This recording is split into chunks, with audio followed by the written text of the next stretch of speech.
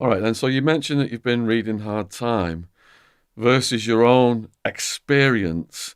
What would you say are the biggest differences in the US versus the Manchester system you experienced in England? I think dynamic security.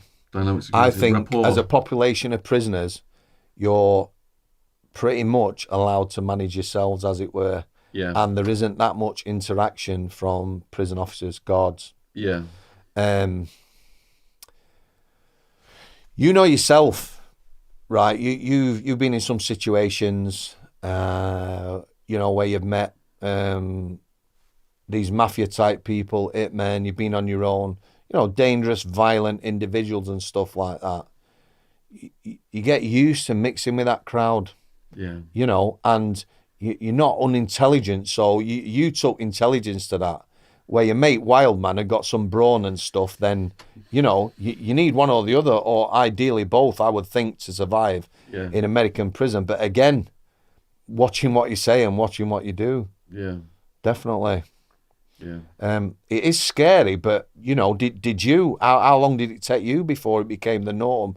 Or I'm not saying you felt comfortable, but that initial gut feeling of being absolutely terrified, sort of, you sat First with your nights you Aryan can't Brotherhood sleep. Yeah, playing, yeah. it becomes normal.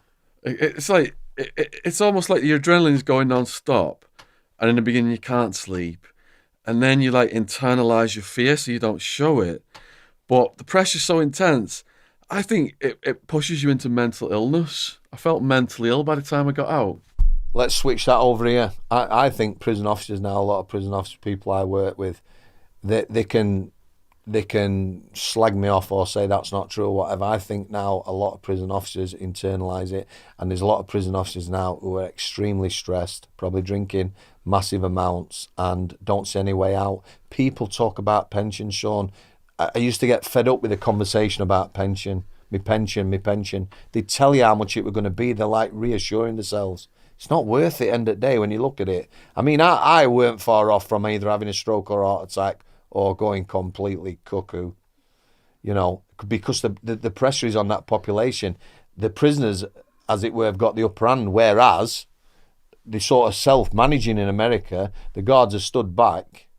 Um, I watched the program on the Norwegian prison where they treat people civilly and they get conjugal visits and they see the family regularly, all that contact, and there's no violence and things like that. That'd be the way forward. But, certainly this country is not, how can you reduce budgets on anything to do with law and order when the population's getting bigger? You can't do it.